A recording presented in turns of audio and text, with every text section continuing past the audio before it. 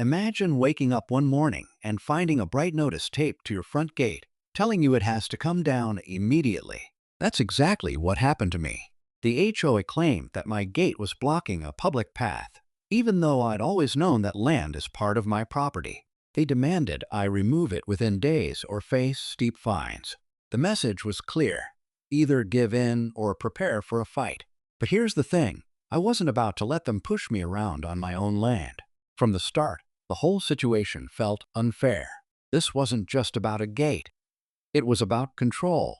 The HOA insisted that the path had always been public, but not a single neighbor could recall ever using it. It wasn't a walkway. It wasn't a road. It was simply part of my yard.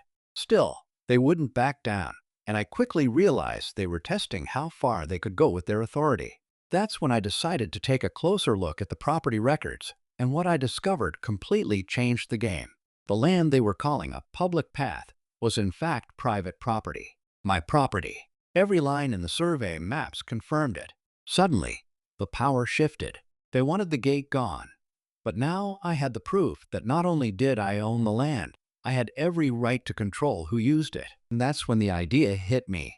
If they wanted to fight over this little strip of land, then I'd make sure they could never touch it again. So instead of removing my gate, I made a move they never saw coming. And that's when everything really started to heat up. The more I looked into the situation, the stranger it became. The HOA kept sending letters, each one more aggressive than the last, threatening me with daily fines if I didn't tear the gate down. Neighbors started whispering, some saying they'd heard the board wanted to open up the land for easier access between streets. Others thought it was just another power grab, a way for the HOA to prove they could control every detail of our properties. I couldn't help but wonder, why were they so determined to claim this piece of ground that clearly wasn't theirs? I dug deeper into the history of the property. Old records showed that years ago, before the neighborhood was built, that strip of land had been part of a farm boundary. It was never listed as a road, never zoned as public access. Yet here was the HOA, acting as though it belonged to them and expecting me to just roll over. The more I read, the more convinced I became that they were banking on intimidation. Most homeowners would probably give up rather than stand against an entire board. But I wasn't most homeowners. I talked to a few longtime residents who remembered when the HOA first formed. They admitted this wasn't the first time the board had tried something like this. Little by little, they'd taken more control, setting rules and demanding compliance until people stopped questioning them. Hearing those stories made me even more determined to stand firm. Still, I knew this wasn't going to be easy. The HOA had money, lawyers, and plenty of influence. All I had was my paperwork, my determination, and that gate standing tall at the edge of my yard. The question was, how far were they willing to go to get their way? The pressure started to build when the HOA scheduled a board meeting and put my gate as the first item on the agenda. Flyers went out across the neighborhood, and suddenly everyone knew about the so-called public path. Some neighbors stopped me in the street, curious about the fight. A few supported me, saying the HOA had gone too far, while others worried that standing with me might put them on the board's bad side. It became clear this wasn't just about my property anymore. It was about how much control the HOA could have over everyone's homes. Behind the scenes, I began to notice subtle tactics. The HOA patrol car started driving past my place more often, slowing down whenever it reached my gate. A board member casually mentioned during a walk that these issues can get expensive in court, clearly hoping I'd back down before it came to that. Even the community newsletter carried a thinly veiled article about selfish residents blocking shared spaces, though no names were mentioned. It felt like they were trying to turn the entire neighborhood against me. At the same time, I found an unlikely ally. One of the older residents, who had served on the board years ago, pulled me aside. He told me the current leadership had been eyeing my strip of land for months, hoping to use it as leverage to raise property values by creating a shortcut to the park. He warned me that if I didn't fight carefully, they would twist the narrative and paint me as the problem. His advice was simple: document everything, because the board would not play fair. With every passing day, the tension grew heavier. My gate was still standing, but so were the eyes of the entire neighborhood, waiting to see who would give in first. The day of the HOA meeting arrived, and the atmosphere in the clubhouse felt heavier than ever. Chairs were filled, Neighbors leaned against the back wall, and the board members sat at the front table with a thick stack of papers that I knew were aimed at me. My gate, my land, my so-called public path. It was the headline topic. When the president of the HOA cleared his throat and began to speak, it was obvious they had already written their version of the story. He called my gate a community obstruction and claimed I was ignoring the rules everyone else followed. His words were sharp, calculated to sway the crowd before I even had a chance to stand. I waited, heart pounding, as the board went through their accusations one by one. Fines, penalties, threats of legal action. It was all laid out like they had already decided the outcome. Some neighbors nodded along, while others kept their eyes on the floor, not daring to show support either way. The tension was thick, almost suffocating. When they finally gave me the floor, every eye in the room turned toward me. I laid my paperwork on the table, my hands steady even though my chest was tight. I explained the property records, the old maps, and the fact that the land had never been public. I spoke calmly, but I could see the board shifting uncomfortably as the truth began to poke holes in their argument. A few gasps rippled through the crowd when I held up a survey map, proof of ownership right there in black and white. But just as I felt the tide beginning to turn, the HOA president leaned forward with a thin smile. He slid a folder across the table toward me and said, "Then perhaps you'd like to explain this." The room fell silent.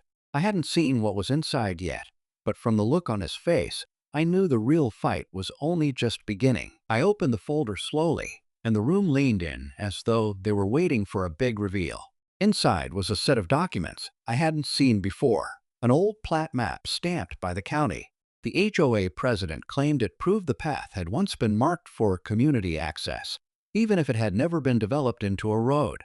He said this was the board's evidence that the land didn't truly belong to me, that I had only inherited it by mistake when the property lines were redrawn years later. For a moment, I felt the air rush out of me. If what he was saying was true, this could undo everything I had prepared. Whispers spread across the room. Some neighbors exchanged doubtful looks, while others seemed convinced the HOA had finally cornered me. The president leaned back, clearly pleased with the effect, and reminded everyone that rules exist to protect the community. He painted me as the one who was blocking progress and refusing to cooperate. It was a clever move. Suddenly, I wasn't just the homeowner defending a gate. I was being cast as the obstacle standing in the way of the entire neighborhood. But something about the documents didn't sit right with me. The dates seemed off, and the wording on the county stamp looked faded compared to the rest of the page. My ally from earlier, the older resident, caught my eye from the back of the room and gave me a subtle nod, as if to say, "Don't take it at face value." That tiny gesture told me everything. I wasn't the only one who sensed something was wrong. The stakes had shifted again. This wasn't just a property dispute anymore. If the HOA was willing to bend history to claim land that wasn't theirs, then I was up against more than a simple board vote. They were playing a much bigger game, and I was about to find out just how far they were willing to go. I took a deep breath, kept my eyes on the board, and asked if I could take a closer look at the documents they had just presented. The HOA president hesitated, then slid them across the table with a smug grin. As I turned the pages, the flaws became impossible to ignore. The paper looked freshly printed, and the so-called county stamp wasn't embossed like real records. It was just a faded image copied onto the page. My heart steadied. They had tried to bluff their way through the meeting. I pulled out my own folder and laid the certified county survey maps next to theirs. The difference was obvious. Mine carried seals, signatures, and dates that couldn't be disputed. The room grew louder as neighbors murmured, comparing the two sets of papers. One board member leaned forward, clearly unsettled, and whispered something to the president. His confident smile was gone. I explained that the HOA's proof wasn't just questionable, it was completely invalid. For the first time, I felt the momentum shift completely in my favor. Neighbors who had stayed quiet began to speak up, some even challenging the board about past decisions. The president tried to regain control, but the harder he pushed, the more obvious it became that their story didn't hold up.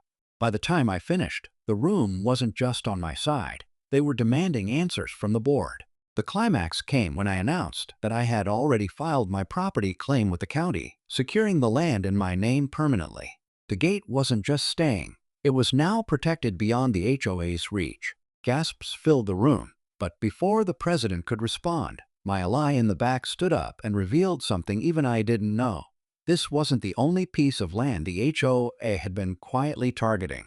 Suddenly, the fight felt far from over. When my neighbor revealed that the HOA had their eyes on more properties, the room erupted. People who had been hesitant to speak suddenly found their voices. Stories poured out about small fines, sudden rule changes, and quiet pressure to adjust property lines. It was clear this wasn't just my battle. It was something bigger that had been brewing under the surface for years. The board members, who once looked untouchable, now sat red-faced as their authority was openly questioned. I realized then that standing my ground had done more than protect a gate. It had cracked open the truth. The neighbors who had stayed silent before were now united, demanding accountability. The HOA president tried to wrap up the meeting quickly, but the energy in the room had shifted. Instead of siding with the board, the community began calling for a full review of their practices, even suggesting new leadership.